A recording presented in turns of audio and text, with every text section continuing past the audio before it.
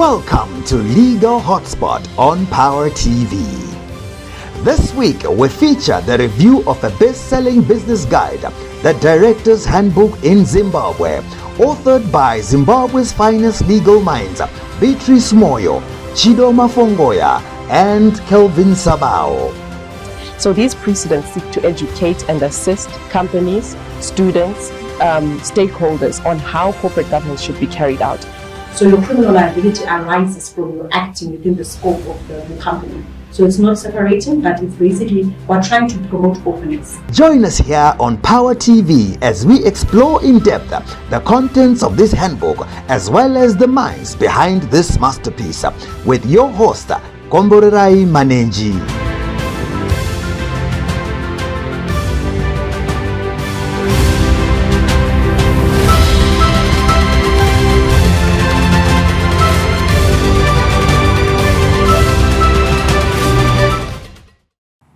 Welcome, ladies and gentlemen, to the Legal Hotspot episode.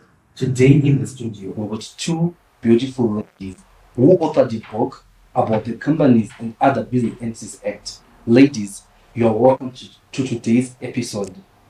Thank you so much. Thank you so much, Kombo. May you please introduce yourself, ma'am? Thank you. My name is Beatrice Moyo. I'm a registered legal practitioner and a conveyancer practicing here in Harare in Zimbabwe. Studied in South Africa with over 5 years experience. My area of specialty is corporate law and a number of other areas of law, including corporate governance. I'm a member of the Law Society of Zimbabwe and co-founder of Lex Amicus, which is a legal blog, and co-author of the Director's Handbook in Zimbabwe. Thank you very much, Thank you. Ms. Beatrice. Ma'am, over to you. Please introduce yourself. Thank you, Kombo, for having us on this show. My name is Chido Mafongoya. I'm a registered legal practitioner, currently practicing in Harare. I'm a holder of an LLB from the University of Wits in South Africa and an LLM in International Trade, Investment and Business Law. I'm a corporate and commercial lawyer and I've got more than 5 years of experience. Also, I'm a member of the Law Society of Zimbabwe, as well as a co-founder of Lex Amicus, which is a legal blog, and the co-author of the Director's Handbook. Thank you very much, Chido, for that introduction. Over, Chido, can you tell us what is the title of the book? Okay, the title of the book is The Director's Handbook in Zimbabwe. That's the title of the book. Oh, thank you very much. Beatrice, when did the book come out? So the book was published in March 2021, following the New Companies Act, which came out in 2019. Looking at your ages, Chido and Beatrice, you're very young women. What inspired you to write the book? I'll start with you, Chido. Thank you, Kombo. I think for us, it's more or less, we saw that there was a gap in the market, and we really just wanted to promote young lawyers who are starting to write, because we see there's not much literature that is being manufactured in Zimbabwe. So as we all know, the New Companies Act, as Beatrice mentioned, was enacted in 2019. So all the literature that we had prior to that related to the old Companies Act. So we thought it was prudent as young lawyers to find some sort of literature to that governs our directors in Zimbabwe from a corporate governance perspective. Just to add on to what Chido said, in 2020, we were both pursuing our masters in South Africa. And in South Africa, there was a wealth of literature on corporate law and Companies Act. And we decided to start a legal blog, Lex Amicus. And from the legal blog, we received numerous questions on the Companies Act, and that then birthed the idea of the Director's Handbook. So yes, that was the main reason that we wrote the book. So you say your legal blog is Lex Amicus. That's an interesting name. I know lawyers were very notorious about using these Latin terms, but what does Lex Amicus mean? So Lex Amicus, you're right, Kombo. It's a Latin term which means your legal friends. The idea being that we would simplify the law. Just as a friend, you know, when you're talking to a friend, you ask questions and they just respond to you in a natural manner. That was the idea. So we are your legal friends, and that's what Lex Amicus means. Oh, interesting. So, Chido, in your opinion, the Lex Amicus blog was a key instrument in you coming up with this book? Yes, I think as Beatrice alluded to, we just, one day we just all sat and thought, look, we're young lawyers. What really have we contributed to the legal profession? What have we contributed to the jurisprudence of our legal system?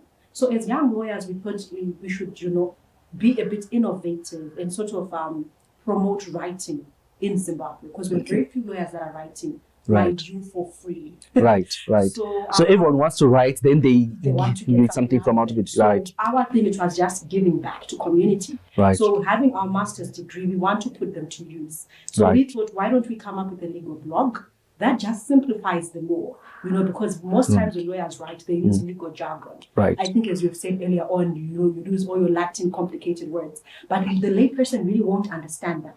So our idea really is to simplify the law. Even you will see as we talk more about the book is a very simplified book, so that we get an outreach of a lot of people who are able to understand and demystify some of the legal issues we all face on a day-to-day basis. So is that the book that you're holding? Yes. Okay. So this is the director's handbook that we're going to talk more about in a few minutes. Okay, thank you very much.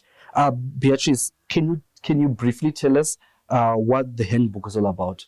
Thank you, Kombo. So the handbook is a guidebook for directors, officers, shareholders, CEOs, about the legal aspects that they must be aware of in terms of the New Companies Act and in terms of the Zimbabwean Code of Corporate Governance. So it summarizes all the legal requirements that one must be aware of when they are sitting on a board or aspiring to sit on a board. Oh, okay. So in other words, it's not only for the CEOs, it's for those who are aspiring. In other words, some people who are just coming out of university, one day you want to join a board, then it means that book is to go. Indeed, Kombo. It's also very relevant for students of corporate law. Okay, wow. So that's another area, a group of people who can take advantage of this book because it simplifies the legal requirements. Right. Chido, can you just tell me some of the key features that we will find in the book? Okay, thank you. I think as Beatrice mentioned, yes, the book is a guide. So it's something that we just need to emphasize on. It's not a textbook, so it's a practical guide, meaning it's a very easy read for all the above mentioned people that Beatrice mentioned. I think just to go more into the book has several chapters. Okay. It's divided into 7 chapters, being the types of directors. We have the appointment, eligibility, and removal of directors. We have the role and the role of prescribed officers. We have a chapter on board committees. We have a chapter on corporate governance for directors and a chapter on company meetings. So that's how the book is structured. But right at the end of the book, we have a checklist. The checklist is a tool that we use to make sure that the book is very useful. So the checklist will, for instance, say, when you are sitting at a board and you're the chairperson, have you done A, B, C, D? So you can check your conduct against that checklist. We also have a couple of precedents right at the back of the book. Your sample for your letters of appointment, your letters of removal, appointment of a board, and your minutes. So we're just trying to make it really practical and useful for people who are actually sitting on boards and who need to know what they're doing. And sometimes you may not have an idea. Look, I want to remove a director. Do I write a letter? How should the letter look? You'll find that right at the back of the book. Oh, interesting. Beatrice, Chido just talked about the precedents in the book. Can you explain more on the precedents and how useful they are? So the precedents are very, very useful, Kombo. You'll know in Zimbabwe, we've had a lot of corporate failures in the past. There hasn't been proper corporate governance in companies, and that is mainly because people don't understand how to bring into effect corporate governance. Right. So these precedents seek to educate and assist companies, students, stakeholders on how corporate governance should be carried out. So as was mentioned by Chido, we've got precedents on how to appoint a director. So the letter of appointment for a director, which is very useful for the company as well as the director being appointed. The precedent clearly outlines the duties that the director is responsible for, as well as any other important aspects in terms of the law. There's board resolutions for selling shares, which is also key when a company is trading, trying to raise capital. Right. Yes. So there's a number of issues. The letter for resignation. Sometimes as a director, you want to resign, but you don't know how or what the letter of resignation should contain. We've included a precedent there where you just need to include your name and copy the contents. And these precedents are in terms of the New Companies Act, most importantly. So they're in compliance with the law as well as the Zim Code on corporate governance. Okay, that's good. So, in other words, the fact that you had to include the precedents in your book, you were addressing the aspect of that. Sometimes in inappropriately couched letter is invalidates the aims of the person who's writes the letter. So maybe you may need to explain that aspect. Thank you, Combo. You're exactly right. In law, many of these disputes end up in court Right. because of the improperly drafted letters or resolutions, and we wanted to resolve that by providing these legally compliant precedents. Right. Okay, thank you.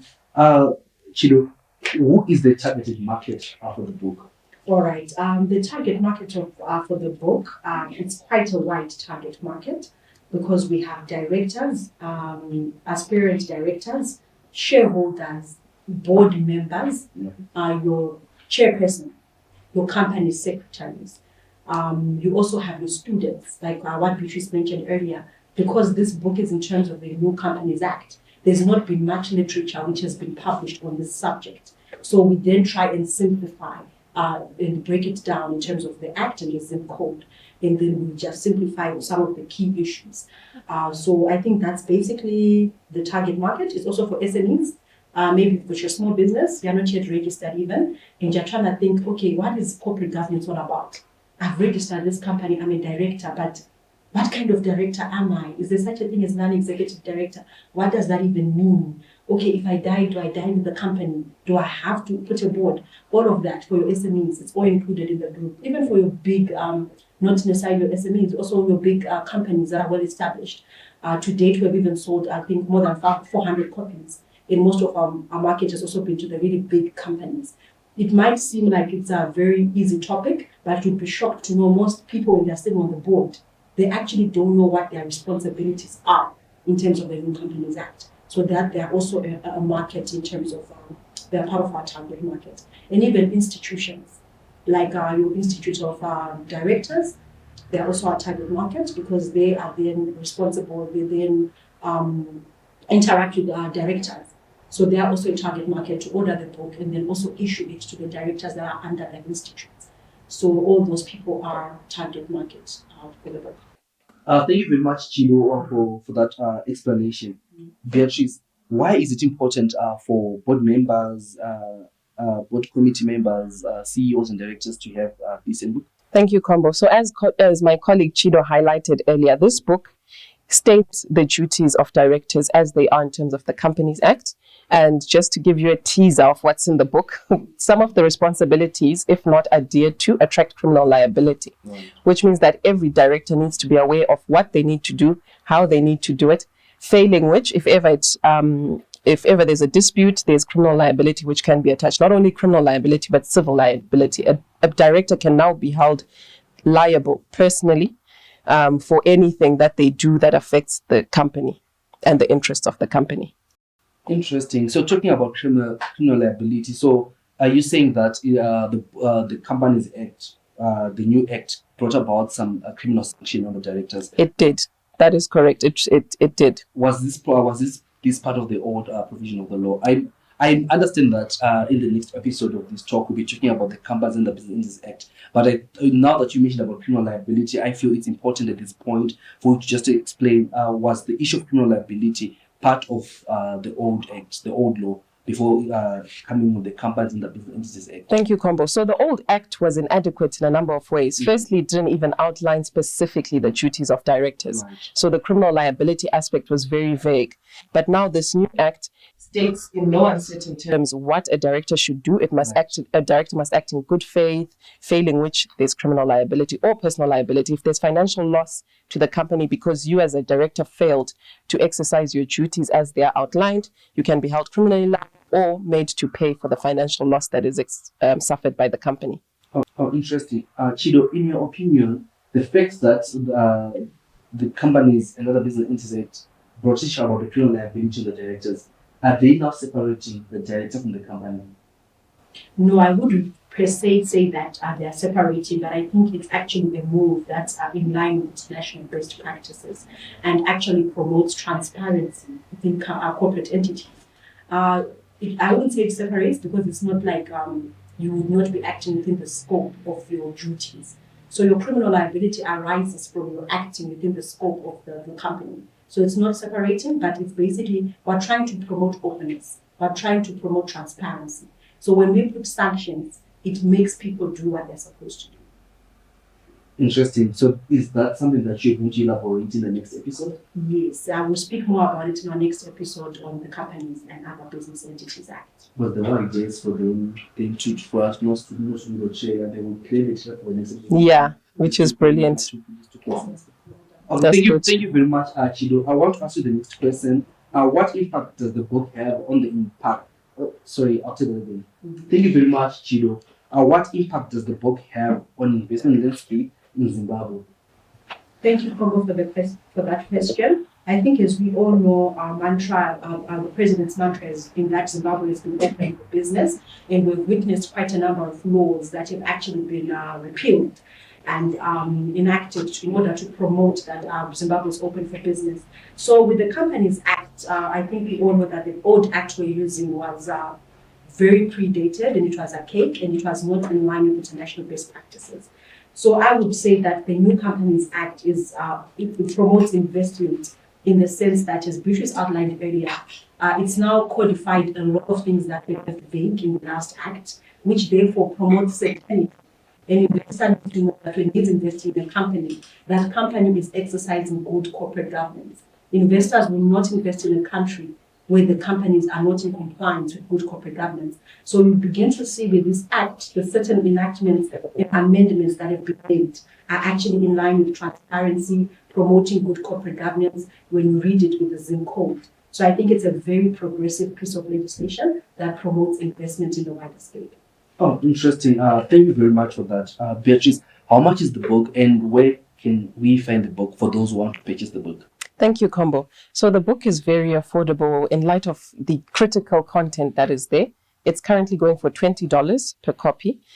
The price can be paid in any currency of Zimbabwe.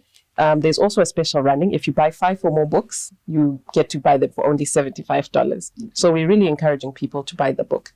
In terms of where the book can be obtained, we deliver for free within Harare, or you may collect in Belgravia or Milton Park at any location of your choice between those two.